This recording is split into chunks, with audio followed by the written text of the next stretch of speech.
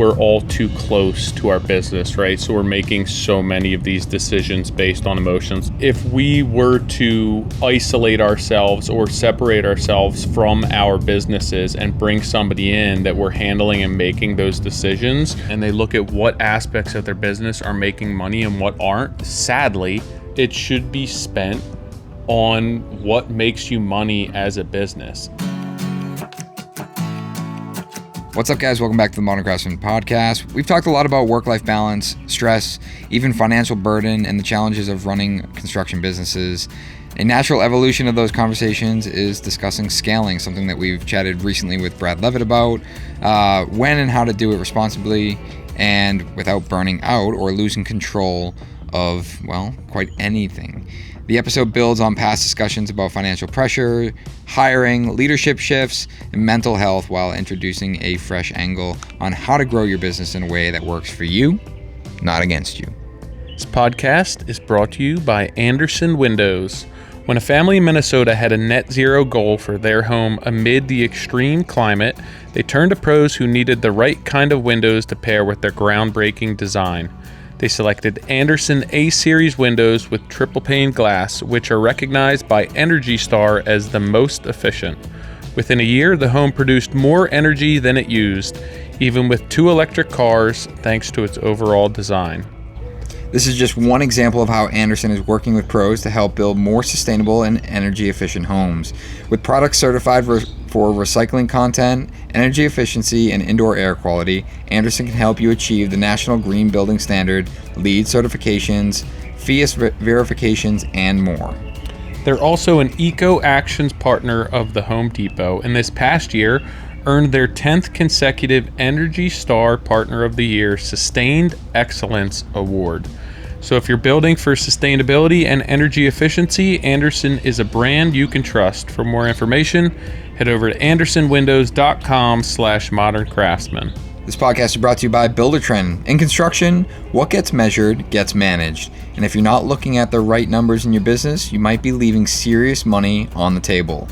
Russ Stevens from the Association of Professional Builders recently joined Buildertrend for a webinar to break down this year's State of Residential Construction Industry report, and some of the stats are quite eye-opening. Like 63% of builders don't have a 3-year plan, and nearly a quarter didn't turn a net profit last year. But the good news? Russ is sharing real solutions to help you avoid those mistakes. Catch the webinar on demand at buildertrend.com/MC Russ. This podcast is also brought to you by Velux. When you install Velux skylights in your build, you won't only be adding natural light and fresh air into any space, you'll be installing a globally trusted brand in your client's home. Skylights take any project from looking good to looking great, but Velux skylights will make you look great too.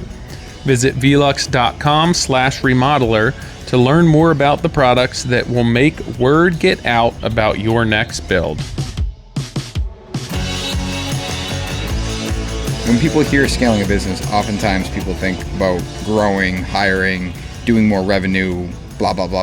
But scaling a business can obviously mean many things, right? Like you can scale your business to be one person and maybe do the same revenue, but make more profit. Yeah, I think that at the end of the day, the term scaling doesn't necessarily mean growing in volume. It could be growing in type of projects, growing within your niche, finding the way that your business can sustainably grow. Mm-hmm. I don't think it necessarily means taking your company from 2 to 24 people. It can, but I think that's where a lot of people end up messing up. Why do you think people are, for lack of a better term, so obsessed with the idea of scaling a business? One, ego. Everyone wants to appear a certain way online. And then 2, I think... Can we just leave it at ego?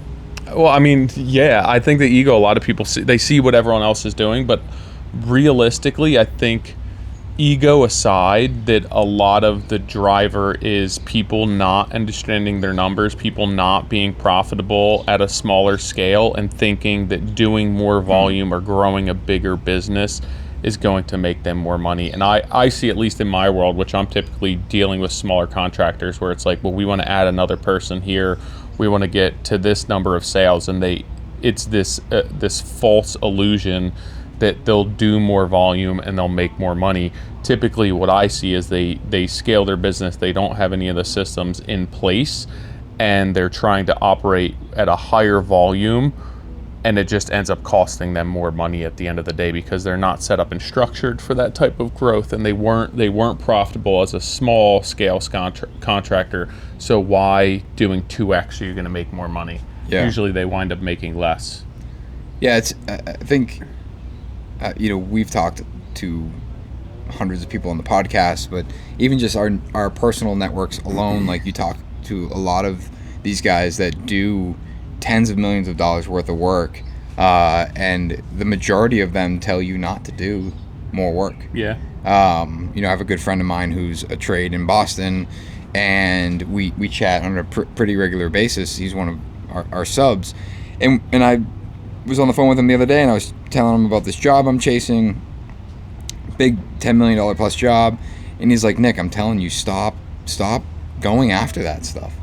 He's like, I've been doing it for years, and he's like, that stuff, it's sexy for the ego, but it's not something frankly, it's just not as profitable as our smaller stuff. So I would ask, like, you or anyone, right, if you're looking to scale, why are you looking to scale? What problem are you looking to solve? Is it going to make your life easier? Are you going to work less? Are you going to make more money? Like, what's your reason for wanting to scale in the first place? I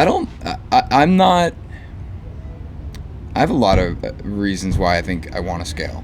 And maybe we'll dig into the specifics beyond that. For me, it's not about necessarily making more money or having more, freedom or anything like that. It's strictly it strictly centers around the type of projects I want to do. And for me, scaling looks like doing more of the projects that I enjoy. And I think that, our White Oak job is a great example. There's certainly been, and even you and I have chatted, it would actually be great to just do one of those at a time. But there's the other part of me where it's like, I'd love to have 6 of those going on at a time.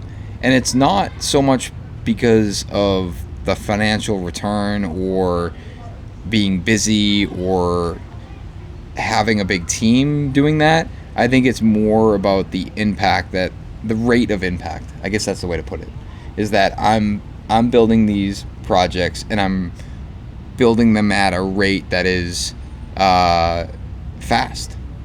And I think, and I don't know if I have a reason beyond just wanting to do that. I think which is directly related to my ego. Yeah, and then the other thing that I would say you'd have to consider, right, is what are the potential failures? What are the risks associated with scaling? And that's where my mindset and my perspective comes in and typically reels me back in, where it's is the risk worth the reward? What are the reasons why you're doing it? Because if you were to create a list of the potential failures or negative consequences of scaling, what would they be? I think it's the same as the potential reward is the rate in which that failure. A serious there right now.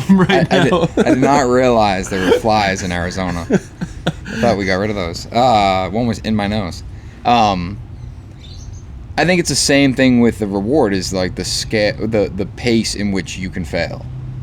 So when you think about the potential failure,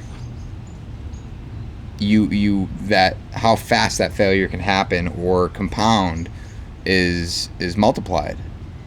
And let's dig into that, because I posted something the other day about failure and my thoughts on it. And I think that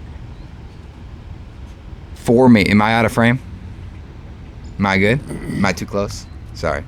It's not a good look. This is these mics are dedicated to Carl. Well, I think this is where I want to go with this. My thoughts on failure, and I'm going to relate this to 45 White Oak. That project is our effort to basically rewrite our portfolio, right? Like, it was an opportunity for me to build our product, like do this, and then the commitment from the very beginning was that let's build this completely uncompromised. And that has evolved obviously over the last 18 months of what an uncompromised build looks like. You know, there's decisions still being made. A perfect example is 2 weeks ago I met with Vincent to review door hardware, and the door hardware, one of the samples I brought to the table was a Baldwin, and beautiful hardware, right? And completely fine, like met the need for what I thought it was. And he brings in this product called Ize, and at first I thought it was equally as beautiful. And he puts it down on the table, and I'm like, this one looks good. He goes, yeah, the shape's great, but I just feel like the scale's wrong. And he opens this other one up and he puts it in my hand. He goes, which one feels better? And I'm like, of course, like the Ize is feels substantially nicer. And my point here is, that's a decision that's being made. It's literally 4 times the cost. $200, $800 handle versus $200 handle. And in the grand scheme of things, it's a small percentage of the overall budget, but it's those decisions that, remind me that if I'm going to do this, I have to do this completely uncompromised. And at that very moment, using a lesser handle felt like a compromise. So from a failure perspective, I look at this project as if I scale back, it's a similar conversation we had with Jeff Sweener when we were talking about specs, and I'd asked him in that podcast, like, do you feel as though you went 100% on everything, or do you feel like you scale back some? And he goes, well, there was obviously some things I scaled back on. And I challenged him, I believe, if I remember correctly, that if he had put 100% into everything and not scale back on, even if it was 3% of the overall project, does he think he would have had a different outcome? And maybe I'm completely naive, but I feel as though if I don't compromise on anything and I build a product that is everything it's supposed to be, then there's no reason why it wouldn't succeed. But I balance that thought with a reasonable amount of respect to the fact that if I don't do this, or like, what does it really matter if it doesn't work? And that's a bold thing to say, in the sense, like, it's millions of dollars we're talking about. Like, it's not just my money. There's people are involved in this, and if it fails, and say we lose money on it, I look at it as, okay, well, I will have, there's no world it doesn't sell, period. If it's sold for a loss, like, then I'm just stuck with a big bill. Yeah. I take a mortgage out and I pay that bill back for however many years it takes me to pay back. That would suck. The absolute worst case scenario, which just doesn't even really make sense, it would never really happen, like something catastrophic would happen, is that if the project couldn't sell, it just sat there and we're losing 30 grand a month and literally won't sell, and now we have this 8-figure home sitting there, and we just, like, who's paying for that? And it puts me into bankruptcy, like, I lose everything, right? Like, that is a terrible situation, and I feel as though I have a healthy enough respect for the fact that is that is a possible outcome if I allow it to be. But with the but that, should that ever happen, I'm not necessarily going back to zero. I have a decade plus of experience in business, where it's like, sure, I get wiped clean, and now I have to restart, and I have nothing, and I'm in debt. I'm saying this realizing, like, someone's probably listening to this being like, Nick, you've never been there, so, like, how could you speak to it? And I understand that, and I respect that, and I'm not necessarily trying to claim that I've been there or know what it would feel like, or know what that situation would be. I guess where my point is that I want to approach this with the understanding that should something catastrophic happen, I would be able to recover from that regardless. Yeah, but so the argument I think would be that most, like, everything that you're doing for this build, I would say is more like all of your decisions are almost subjective decisions, right? Mm-hmm. Where it's like the door hardware. At the end of the day, like, the decision to go with one versus another probably isn't being made from like a quantitative, objective business decision where you're looking at numbers. So like, from a scaling perspective, you're what you're doing with White Oak, what you're looking to do, and you can correct me if I'm wrong, but basically there's nobody in our area that's building the product that you want to. There's no bank that's going to loan you the money because it's not going to comp. So you're basically looking to will this type of house into existence through a lot of sweat equity and through making, positioning things in a certain way to make this work. Which for me, from a scaling perspective, like, I would suggest people not to do what you're doing because it is very subjective. Like, you're doing it because it's what you want to do. You're not doing it because the numbers are proven to have worked out, and maybe they do, but you're taking a ton of risk in doing that. So like, from a scaling perspective, you're looking to scale your business to put a product to market that does not exist right now, but you're doing it from more of that like qualitative perspective, where I think we should be looking at it like, if it were strictly a business decision for White Oak to be profitable and to put a product to market that you're going to get loans from the bank, there's going to be comps, you're going to maximize your profitability to create a model that like you can truly scale and grow. I think that you have to look at it more so from like the numbers perspective, right? And what everything else in the area looks like. Because I think when you're looking to scale your business, like, it's amazing to say like, this is what we want, this is my dream, I'm willing this into existence. You have that like story, 20 years from now, which may still play out. But I think for most people, that's where they get themselves into trouble, where they're emotionally attached to their decision to grow, and it's the ego coming into play, where it's like, if you want to scale, figure out objectively how you can scale, quantitatively how you can scale based on your numbers and based on the projects that you're doing, to either grow towards the market you need, towards the product that you want to put to market, towards the amount of team that you have, and based on your needs. And I think that that's the big difference between what you're doing with White Oak. I think that White Oak, when it's all said and done, you may have this model that you can prove works. But I would say from like, at least in our industry, it's a very risky model. I you put it you put it in good words, in the sense like, I'm willing that project into existence. And I went on a little bit of a tangent, so let me try to bring that back down to earth here, because that is what I'm doing. It's I'm willing that into existence, and I've basically put myself in a position that I have to. And I think the lesson here is that, for me, the way I see this unfolding is, I think you were in the car with me, and I think I ran into some sort of challenge, and I think I looked at you and I said, this is exactly when and why people give up and don't do this, is because this is insanely hard, and the easiest thing for me to do right now would be to just stop and not do it. And I want to be careful in saying that, because like, I don't think that there's anything wrong with quitting or stopping or not doing something and like just saying like, I can't do this anymore. I think that like, that to me is, whether you classify that as a failure or not, like that's a totally fine decision and outcome. I think that there's too much pressure on the fact that you can't fail, you can't fail.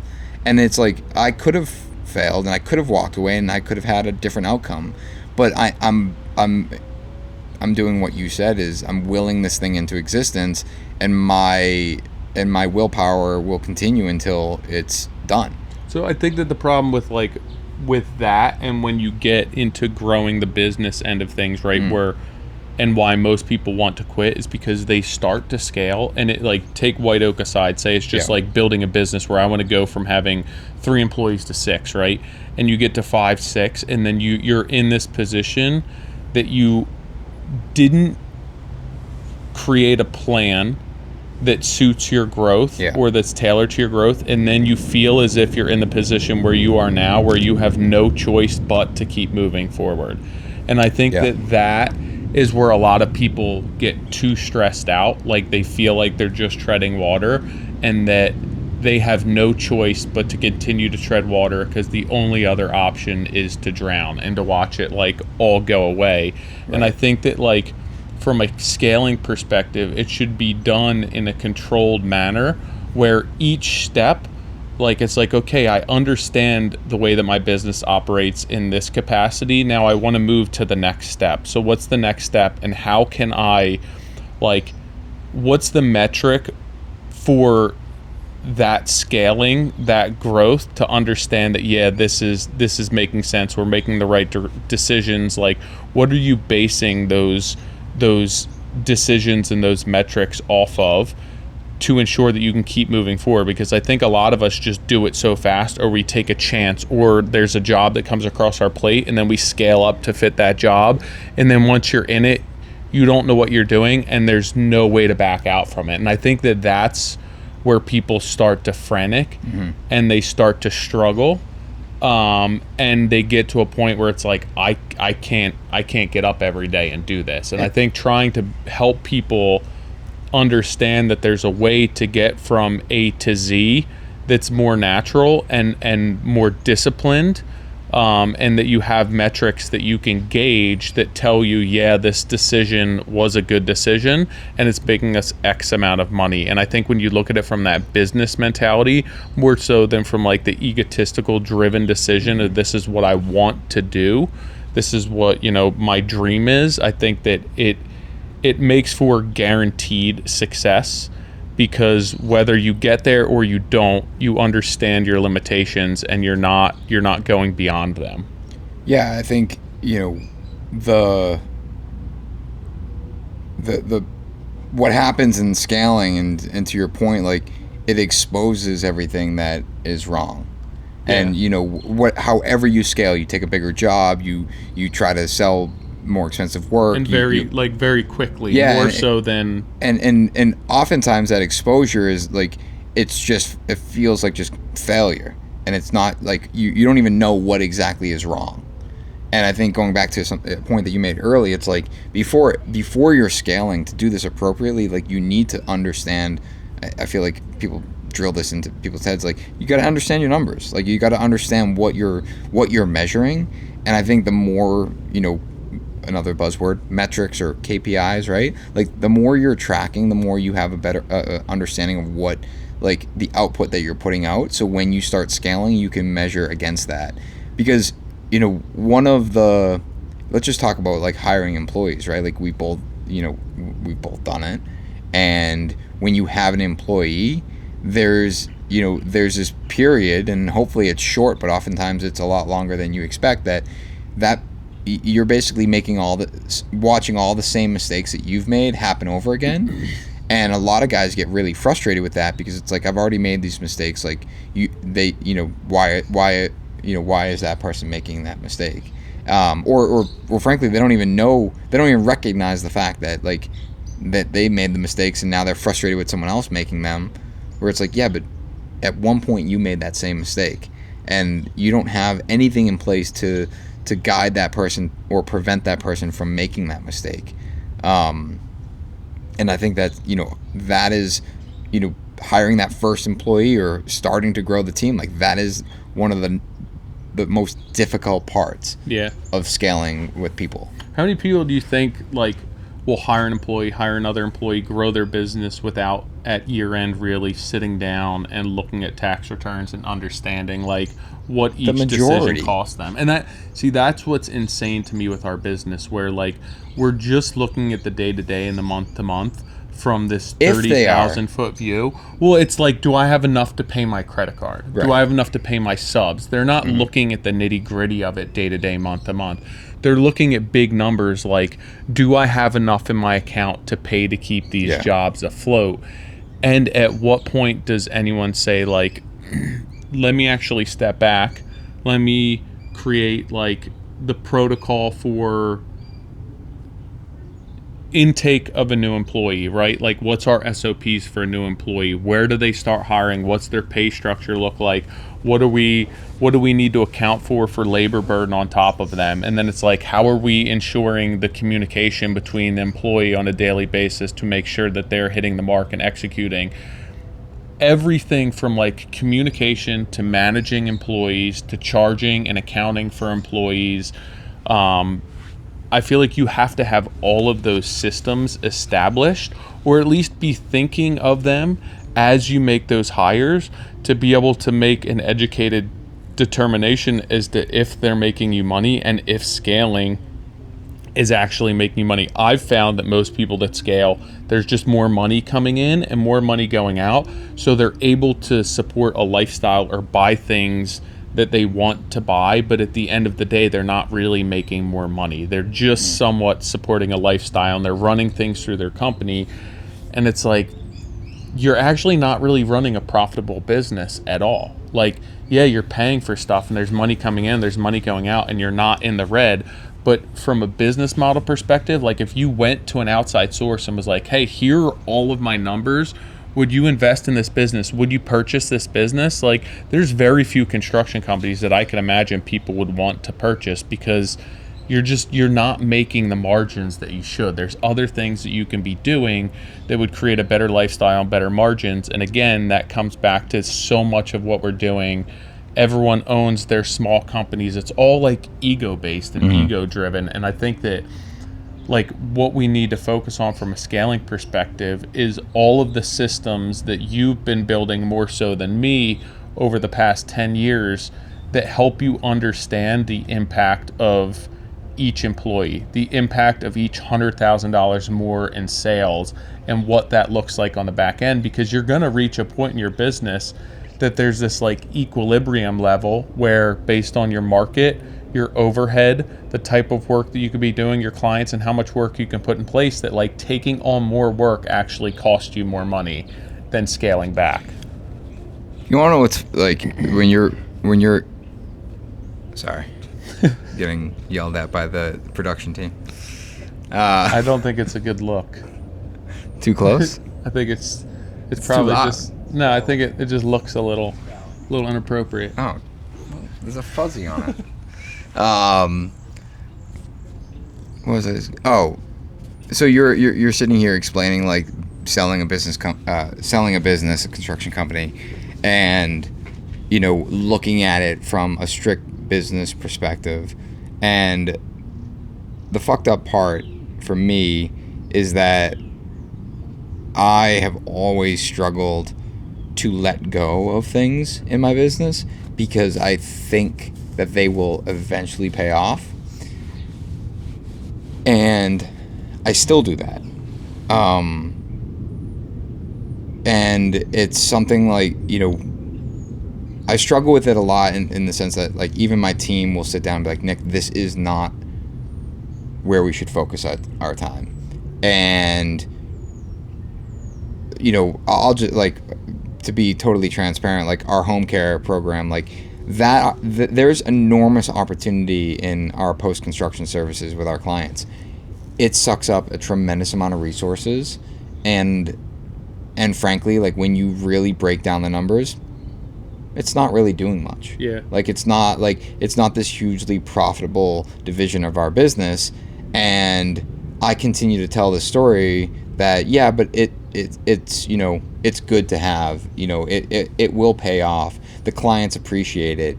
And there's probably some truth to that, but there's probably more truth in the fact that I'm just there for the clients. Yeah. And the clients are getting this great service, and the price doesn't matter to them. So like regardless of what I'm charging them to do these small projects, like it doesn't really matter. It's the fact that I'm willing to do it. And by willing to do it, like we end up sucking up resources that is taking away from the core thing we want to do, which is going back to what I said earlier, these mega projects that are hyper detailed and like distinct, right? Like big, like architecturally driven projects, intentionally driven projects. I'm getting a lot of flack for that. Where it's like, so here I am, I'm sitting here on a podcast with you talking about how we, talk about scaling and understanding what's actually profitable in the business, when truth is like in the background, like I have stuff that's not profitable. Yeah. And I'm just ignoring that and thinking like, hey, that, it will pay off. Where the reality is I should take a deeper look into the things that, are contributing to the business. I mean, what's today? Tuesday? So Saturday, I sat down on my computer before the kids woke up, and I wrote this email 6 times to a client that my team has been asking me to fire for over a month now. And I kept holding on to it because I was like, yeah, but it could be a good project. Yeah. The client's not that bad. It's our fault. Like we can reorganize and restructure and get this thing to be, super great for us. And the reality is like we would get an email once a week basically telling us like we weren't meeting their expectations. And classic me, I'm like, I can fix that. And the reality is like, I finally had the chat with Julian, and he's like, Nick, like this is gonna kill us. Like we don't have the team to do what they're asking us to do, and we keep pretending like we do, and this will just be a major failure for us, taking away from the core thing we want to be focused on. Hey guys, quick break from the podcast. Head over to moderncraftsman.co, scroll all the way to the bottom, and sign up for our newsletter. You're going to get a weekly email from us, but you're also going to get some episode recaps with actionable items that can help you improve your business and be more profitable. Now back to the podcast. Even from a business perspective, like a lot of what I find in our industry people struggle with is that we're all too close to our business, right? So we're making so many of these decisions based on emotions, like the situation that you're in right now, where you think, if there's an outside investor in your business and they're looking at the numbers of your business and they're like, this job isn't making you money, you need to cut the bleeding. And I think if we were to isolate ourselves or separate ourselves from our businesses and bring somebody in that we're handling and making those decisions, or you look at like a bigger business model, like my wife works for like corporate companies, and she just got acquired. And when they go and they look at the acquisition and they look at what aspects of their business are making money and what aren't, sadly, they just cut ties with those parts of the business. And it's like, yeah, there's people losing jobs. There's parts of their business that people like, that was their baby. They developed this product line, but they're like, it doesn't make us money. Right. So you guys want to hold on to this because you developed this furniture line, but at the end of the day, it's costing us money to produce. Yeah. And like through the acquisition, they're like, get rid of this, get rid of this, get rid of this, because everyone has a finite amount of time and resources. And from a business perspective, it should be spent on what makes you money as a business and what generates the most amount of money for you, because that's what business is about. If you're more concerned with product and you're more concerned with like the experience and everything else, a lot of times that comes down to be an artist at that point, right? Or make a living doing something else that then you can put your heart and your soul into it. And sadly, like that's why we love our industry so much, but I also feel like that's what prevents us from truly scaling and truly growing. Yeah, people will grow these companies, but they're not growing them in a way that really is making them the numbers or the margins that they should. And I think so much of that is just because we're so closely tied to our businesses. And again, if you were to bring in somebody else to observe and like inventory your business, they would be like, you're not making money on home care. The resources, the time, the energy, the customer service should be spent on this aspect of your business because it's making you money. And if at some point that makes you enough money that you can now offer the service as a value add for your clients, even though it doesn't make you that much money, like at that point you're positioned to do that. But that should be something that's happening down the road.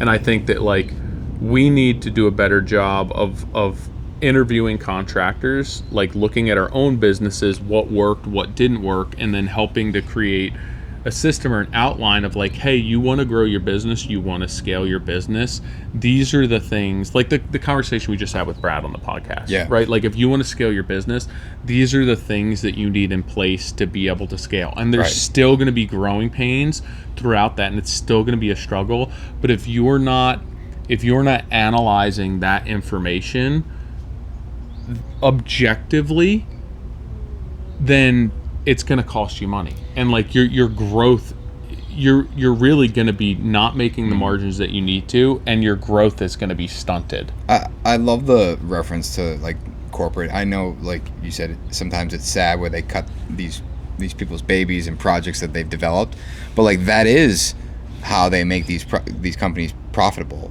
And you think back to the core of why you got into business. It's like, you know, you did it for the quote unquote financial freedom, right? Like, yes, you love it. There's the romanticism behind what we do, but at the end of the day, like, you have a responsibility, and if you're not making money, like, your family's not going to be super stoked about that. Well, especially as you grow your business, because now it's not just your family, like it's other people's family. Exactly. But just like look at it completely selfishly, where it's like, cool, you get to leave the house and go work for 50 hours a week, but in return, like the family doesn't see you, nor can we survive. And I was smirking when you were giving the example of like, oh well, if you cut home care and bring it back later, like that advice has been given to me a dozen times. Yeah. And it's like, I know, but like, you know, I'm gonna make it work. And I'm certainly not coming on here to say like we're getting rid of home care, but it is something that like internally we have to reconsider how we offer that. So like the question would be, right, if you didn't have home care right now and somebody approached you and said, hey Nick, I want to integrate home care into your business model, and showed you what your numbers would look like, but you had no home care system. It wasn't like your employee, like, hey, would you want to do this and it's going to cost you $100,000 a year, but would you do it? No. And so that's like the objective look at it. And that's the stance that you need to take. It's just that you put this in place because of an experience, a conversation, an idea that you had, and you were like, it got you excited. It was a test, and it's proven that it's not a value add today. Yeah, and at what point are you? I mean, you look like, even from like a medical treatment standpoint, right? You have a sickness or an illness, and you go and get treatment, and the treatment's not only not helping, but it's actually worsening, right? So like, are you going to keep doing it? Right? Like at what? But it like the only time you do that, it's like, well, you know, my best friend created this treatment, so I really want to give it a shot for them. Like, it's killing you. Yeah, it's taking years off your life. Well, so just really quickly on that point, I saw this clip the other day, Alex Hormozy, business guy, and he was talking about I forget what this guy came up and was talking about his business, and he was like, we've nailed the B2B, and now we want to go B2C, or it was vice versa, or something like that. And he goes, why do you want to change what you're doing? He's like, well, we figure we'll diversify and then start really scaling that one. We've already scaled this one to whatever, 10 million, say, whatever the example was. And he said it. He said it so perfectly. He's like, so you've got something that's working, that's profitable. So since you've done that, now you want to go explore a new market that you know nothing on. Yeah.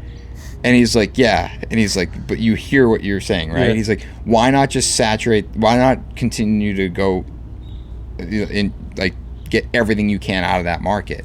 He's like, well, we feel like we've hit our potential. He goes, at $10 million? Yeah. And he's like, and the market was like $1 billion, right? He's like, that's not that you're just scratching the surface. Yeah, you're trying to diversify because you feel as though that's the right way to scale this business. Where it's like, oh, that's what he said. He was like, how much, you know, it was basically his main marketing was Facebook ads. And he goes, how much are you spending a day on Facebook ads? He goes, we spend $5,000 a day. He goes, cool, spend $100,000. And the kid's eyes like lit up. He goes, that's so much. He goes, sure, but if you're converting 10 million at $5,000 a day, like, why wouldn't you just continue to scale your ad spend to continue to convert that? Maybe a poor reference to what we're talking about, but to relate it back, it's like, I think that's what happened with home care, and then we were in small projects, and it's like, why not do this and try this? Where it's like, instead of being hyper focused on, you know, the scope of work that we want to be doing, now we're trying to diversify so we can kind of hit a bunch of different markets. And the problem with that is now nothing moves across the field. I made the reference before. What do we got, a group coming in? Let's see if they want to be on the podcast. Boss. Oh, dang.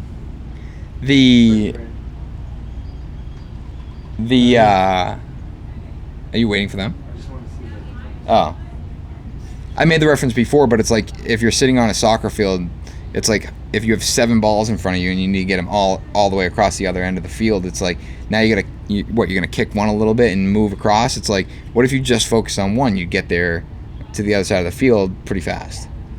And I think that's the same thing here. It's like, you know, we tend to try to diversify to capture more market, when it's like, why not just focus on the one market and get the entire market? I also think that, like, most of us need to do a better job on focusing our effort on more specific jobs or more specific tasks. And if we understand which tasks make us the most amount of money, rather than selling a job just to isolate that small task and make our margins there, it's like, well, why don't we focus our marketing just more on jobs that are primarily based around those tasks? And I think that none of us, I think most of us don't understand what makes us money.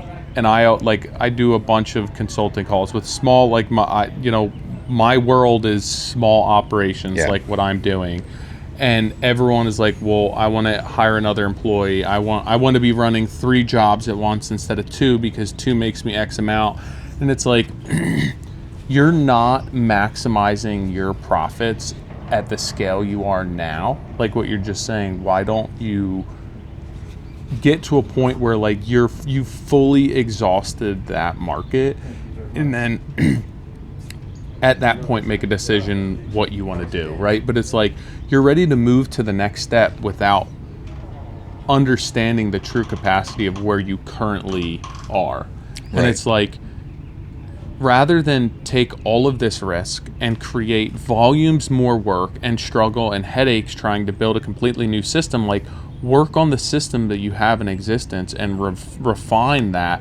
It's going to take way less energy, way less resources, and improve your margins on that aspect of your business. And then at that point, if it's like, yeah, now we have, like, it's a machine now.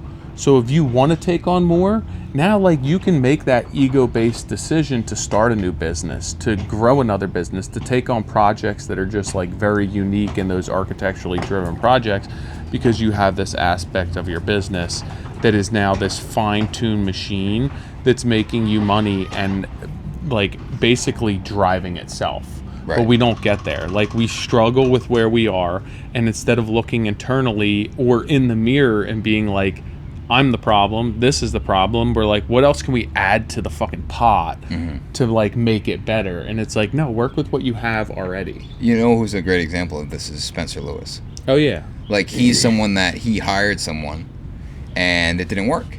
And he went back and he talked about on our podcast. He's like, I end up going back to being a solo guy and just looking at how do I refine my process. And, you know, he didn't share his numbers specifically, but like you could tell that he just found ways where he could continue to drive his profit. And that's all based on like market, the type of like his model may not, like, it may not work elsewhere, right? Like, there may be other trim carpenters where they would never make money being a one-man show.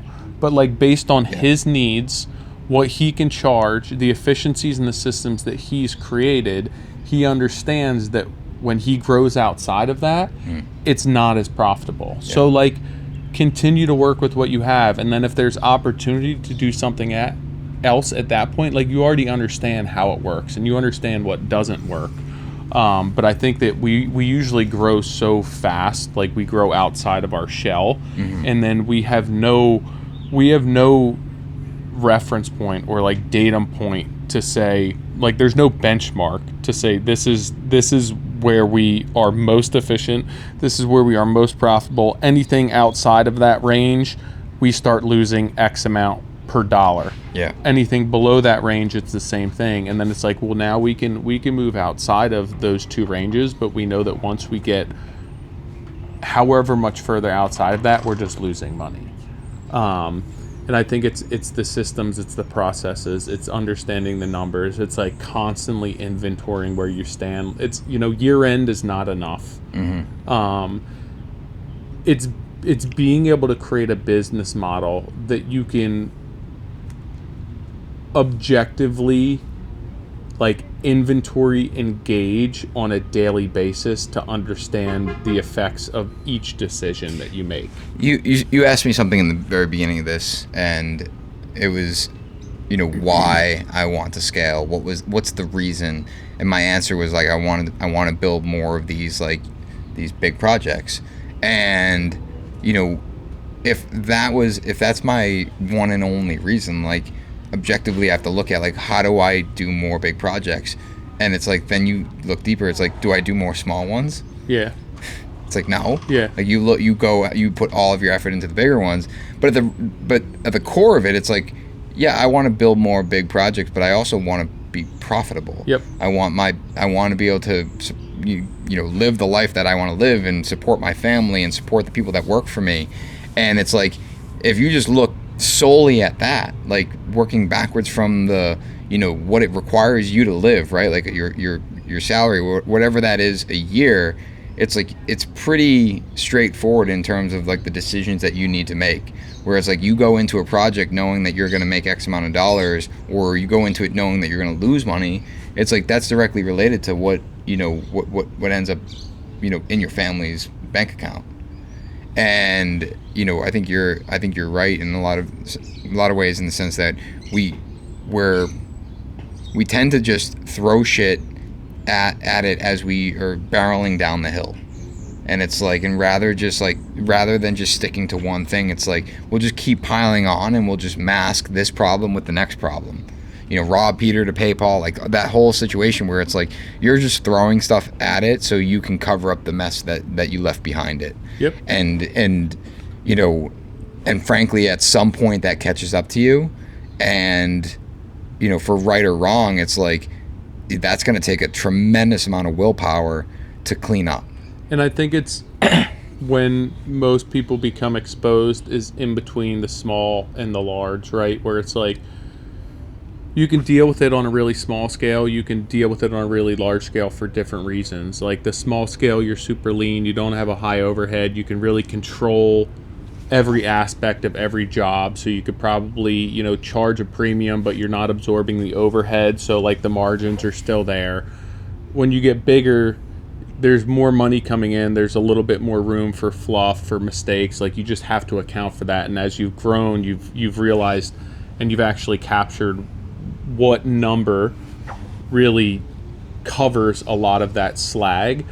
But I think in between where you're growing and you're not really living in the small or the large, I think that you aren't necessarily reaping the rewards of being small or being large, but you're bearing the brunt of all of the negative aspects of it, where it's I'm not big enough that I can capture those costs, but I still have the overhead. So I feel the in-between is really where you struggle, because you have one foot in one world and one foot in another, and you don't have adequate systems established. But you're super exposed. Correct. Yeah. And I think that the goal would be to get out of being in the middle, or to just figure out what size you need to be, that you're not constantly transitioning between we have 3 more employees, 3 less employees, where it's I know that a dozen employees is our sweet spot. And then, you can live in that world and operate in your world with one or, it can move. Maybe it's 10, maybe it's 14. But the longer you spend in that space, the more you can refine your business model, the more that you can analyze your numbers and understand the impact of, here's where we went down to 10, here's where we went up to 14. And I think that what ends up happening a lot of times is we're not making it work. The numbers aren't sufficient. They're not substantial enough. I think your gear might be out of the Is it raining? yeah. But like that sidewalk's not. Oh yeah, it is. Okay.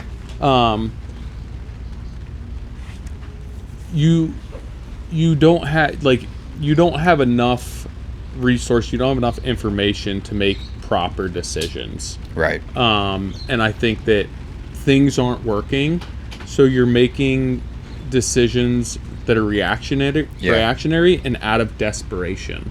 And like, if you were in a position where you don't feel as though you have to take this job, then you can make a very calculated decision of, hey, I now have 3 jobs on my plate.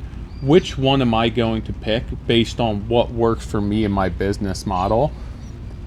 And again, pushing that ego aside, unless you're in a position to allow your ego to drive your business. Like, and I think that happens once you it can happen when you're small because you're controlling the cost of your business. I think that as you allow your wants and your needs on a personal level to control the decisions that you're making as a business in the middle, that's where it ends up costing you.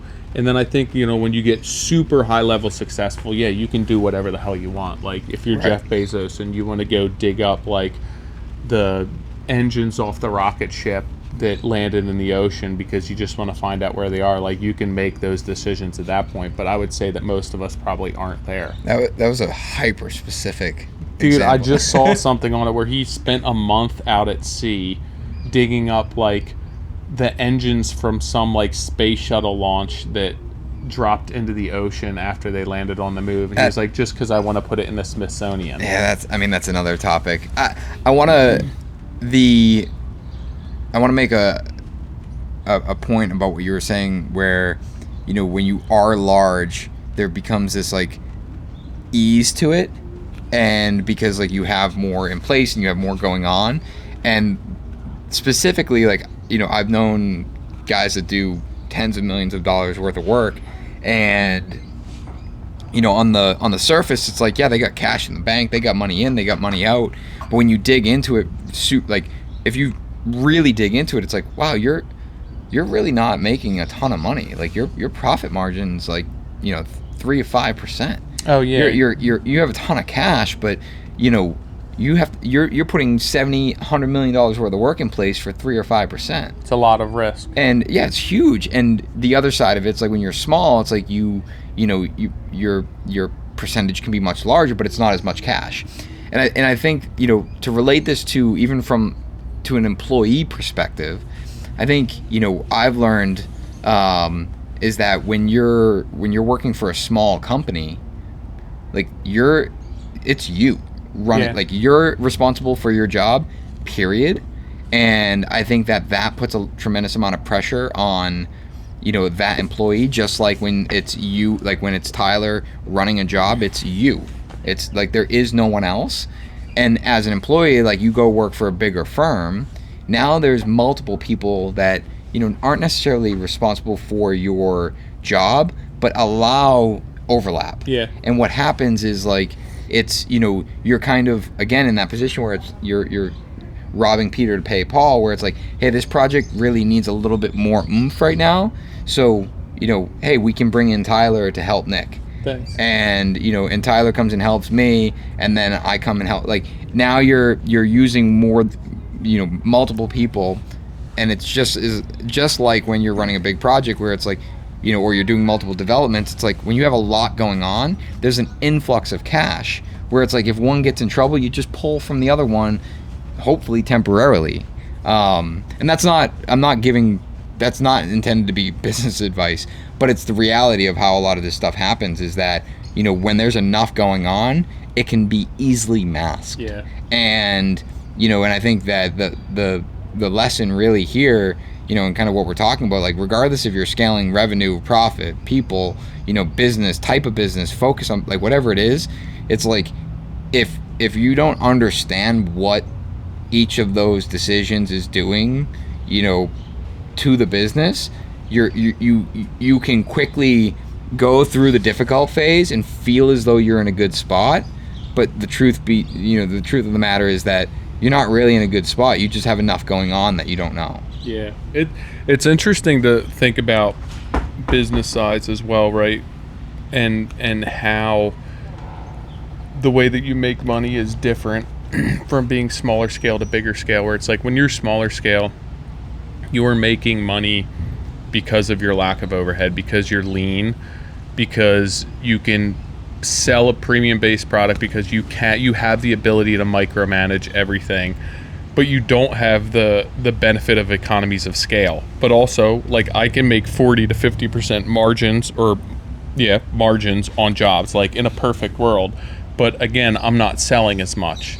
But then you look at the bigger companies and like they're making 3 to 7% on projects. The numbers are much larger. They're depending on that volume, and they're like they don't have the lean nature of the business. Their overhead's much higher, and they're making money again through the economies of scale. They can leverage material acquisition. They can leverage their sub trades. So it's just a different way of making money. And if you were to map that out, like the way that your overhead basically goes up as you grow, and then the economies of scale are going to go down, there's got to be like some sort of equilibrium point in the middle if you're going to be that, like, 12 to 24 employees, where you have to understand as you get bigger it costs you more, and as you get smaller it costs you more.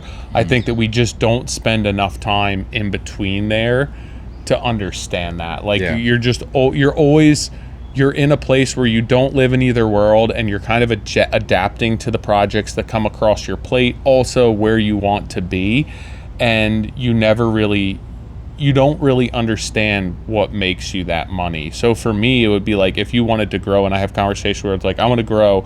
Why do you want to grow? For me, when I first started hiring employees, it was to make more money. Like, at the end of the day, like, I wasn't making enough as is, and I thought that hiring more employees would make me money.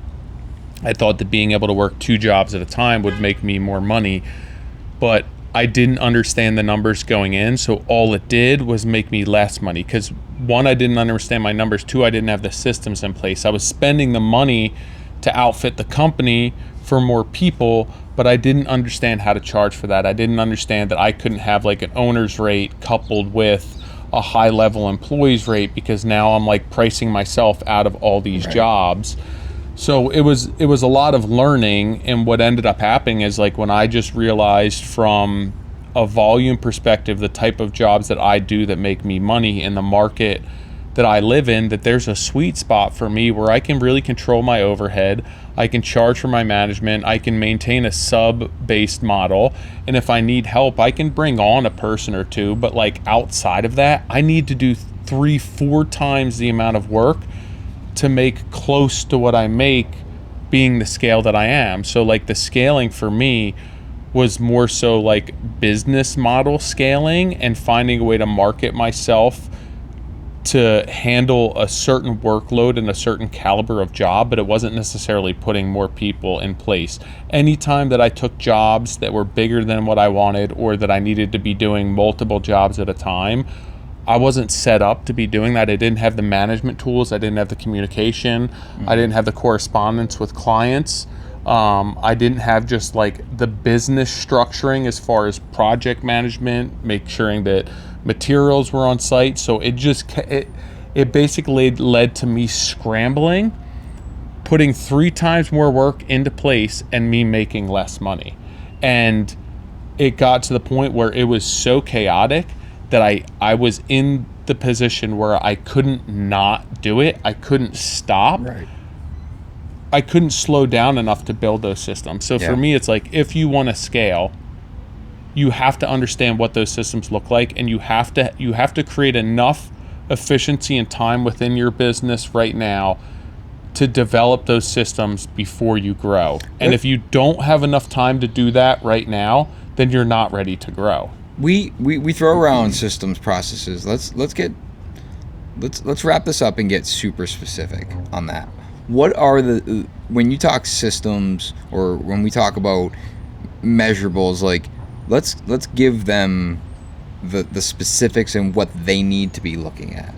So for you, like, when you're thinking about scaling your business, like, what are the things that you need to understand in order for you to know that you're going to hit your target of being more profitable, of 40-50% margin? So for me, it winds up being like, what could I like what's my max that I could charge for the work that I do to be able to put people in place for that work. So for me, it's challenging. And that's, sorry, so I'm going to try to make this like back and forth a little bit. So when you say max, you're talking about market rate? Correct. Like what can I, so for me, the struggle is that I'm the owner of the business, right? So I need to be doing work that I can get an owner's rate for. So if it's back end work, sure.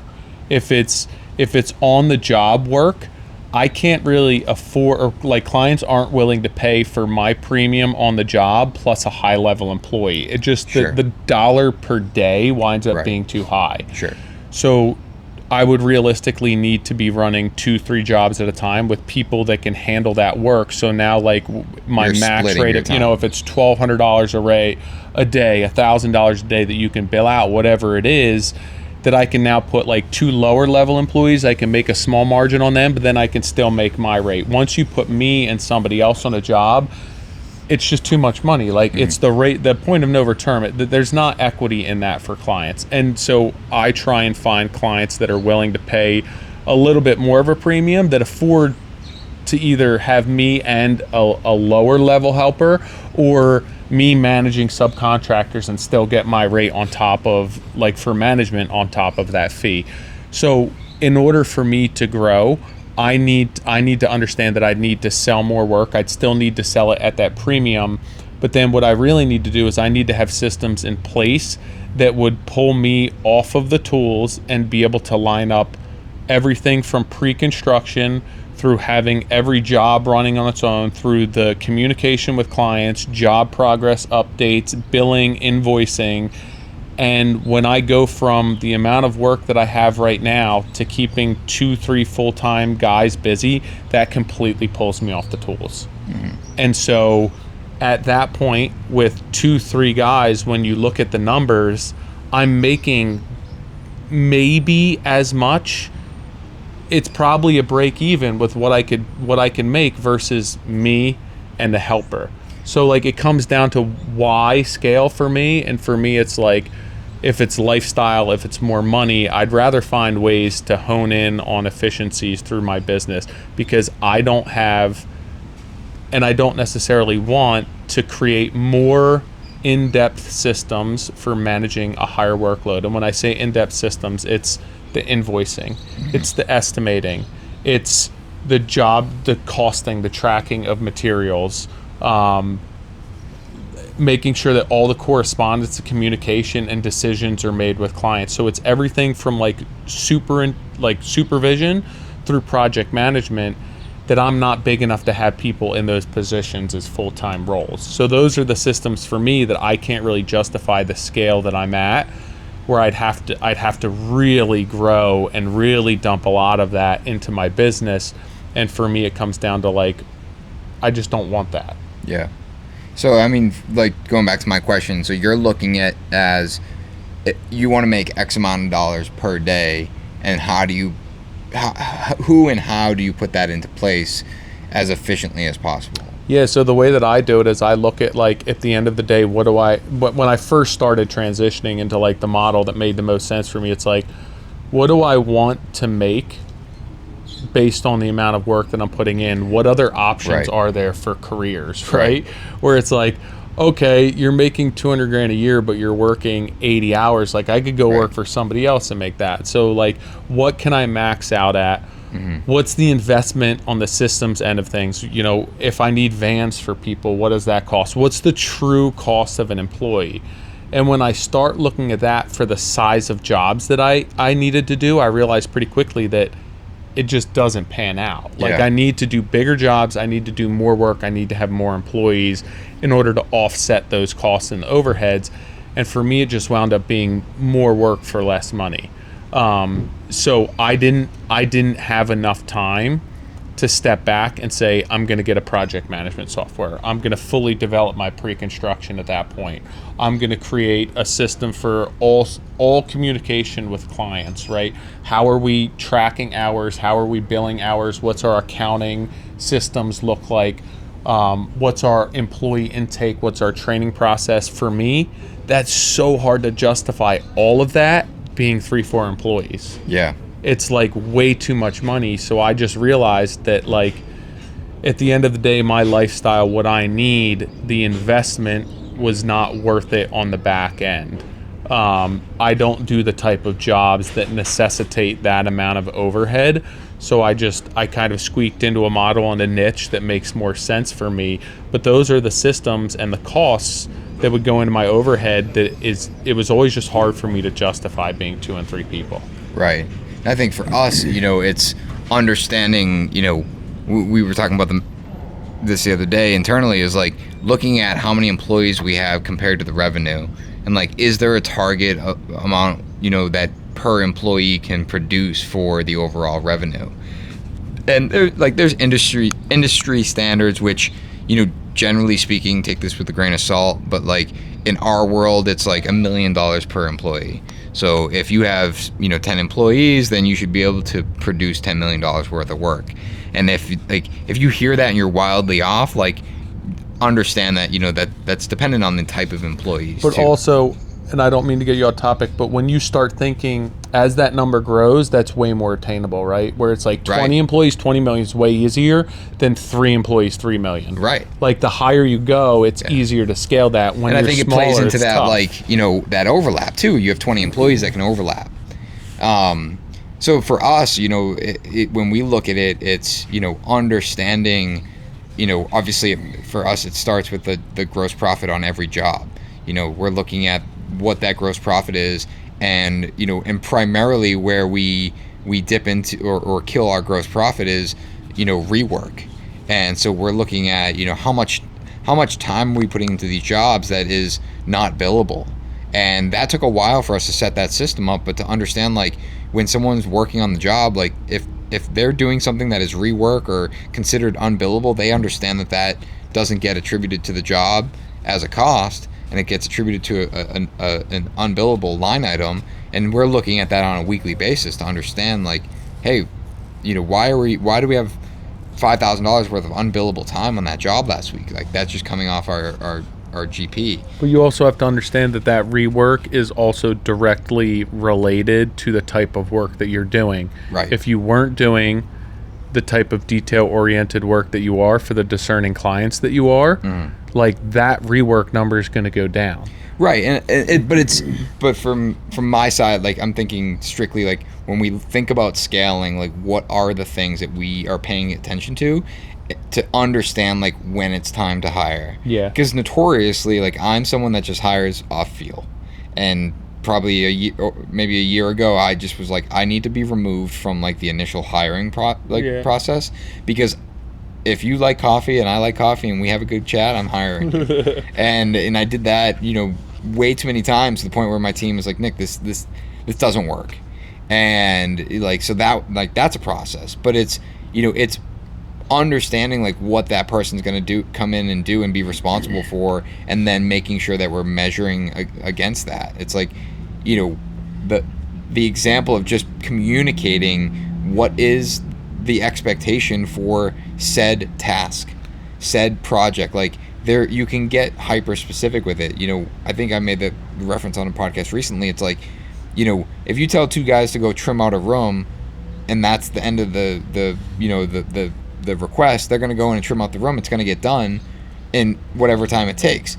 But if you say, hey, I need that room trimmed out in 4 hours, that might feel like an impossible task, but they're going to approach it a lot differently. Yeah. And, like, it's maybe it's not as high quality, but, like, now they understand that the constraint isn't the highest of quality. It's get it done in 4 hours.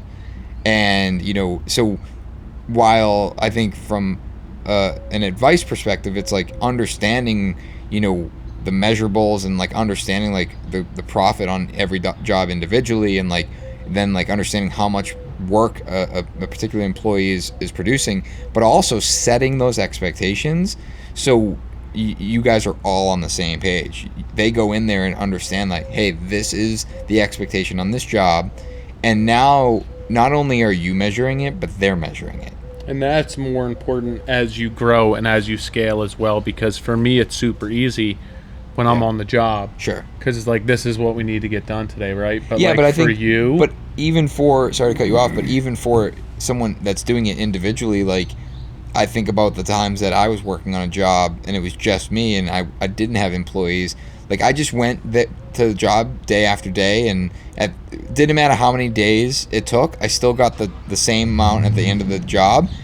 And it's like, sure, like I'm gonna make 10 grand on this job. It takes me 5 days, I put 10 grand in my pocket. It takes me 2 weeks, I still put 10 grand in my pocket.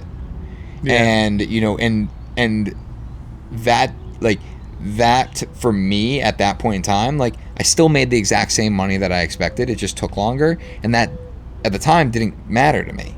You add an employee, and now it's like now it's not 10 grand. Now it's 5, 4, 3 grand in your pocket. And you know, that's where my point there is, like, even when you're a solo guy going into those jobs with the expectation of, like, you're setting that expectation with yourself. It's like, all right, I have 5 days to get this done. Yeah. And that's like, that is what I estimated. And when you're reminding yourself of that, and then Tuesday, Wednesday, Thursday comes and you realize, like, man, I'm not going to finish tomorrow.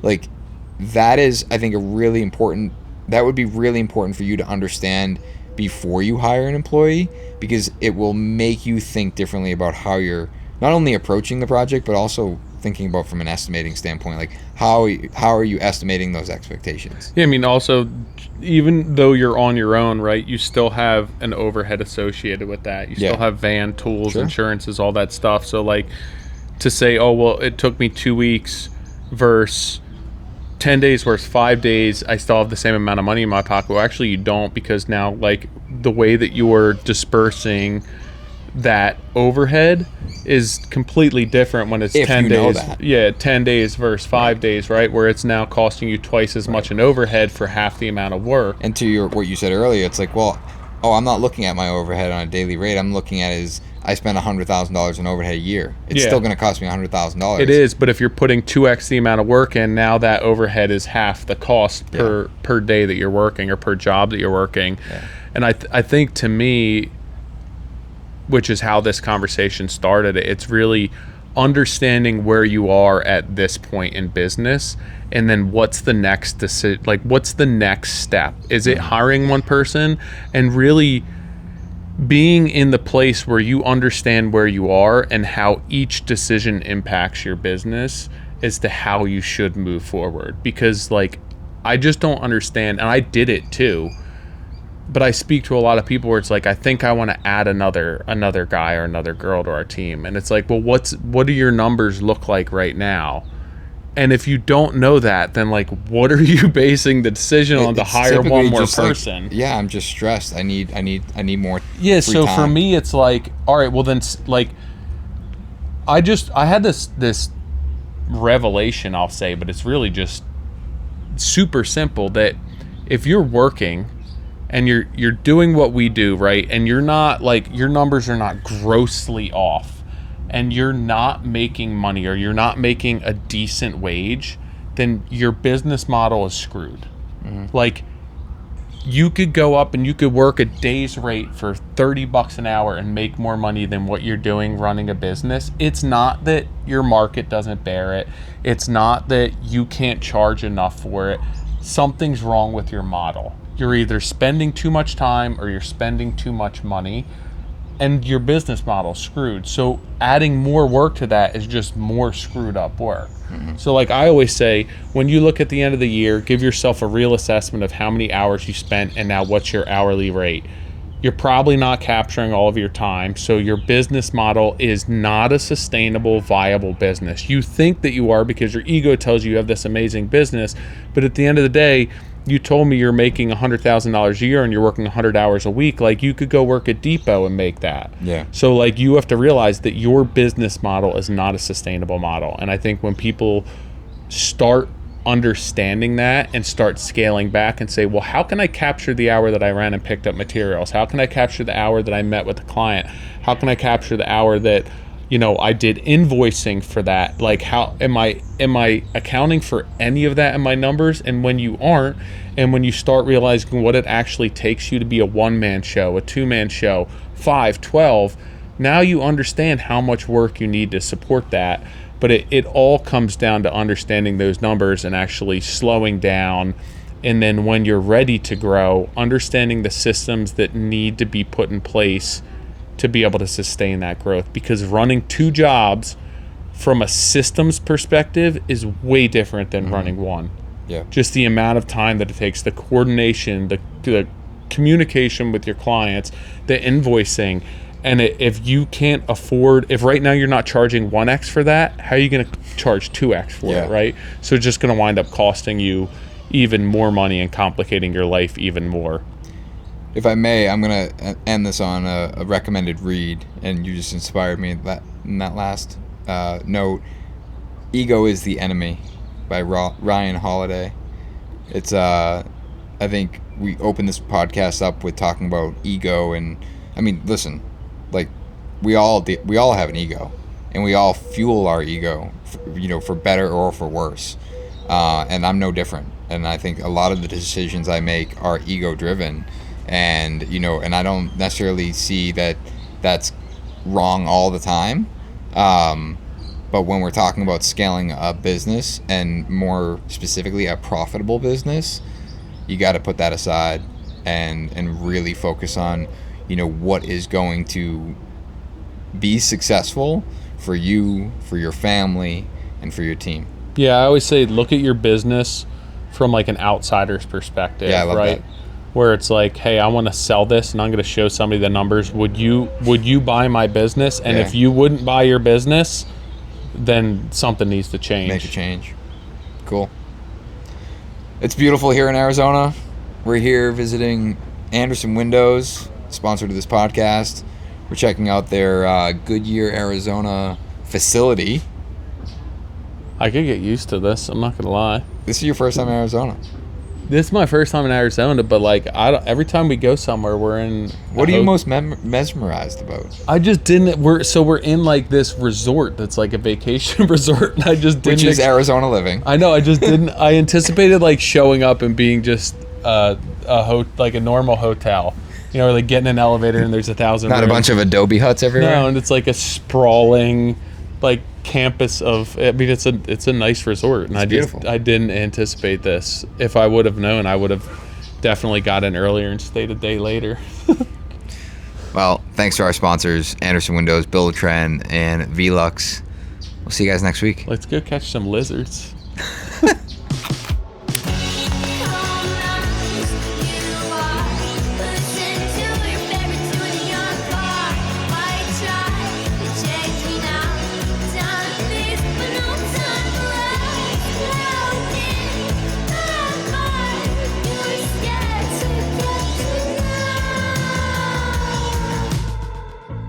Trust my mama, you're no match for my bad karma.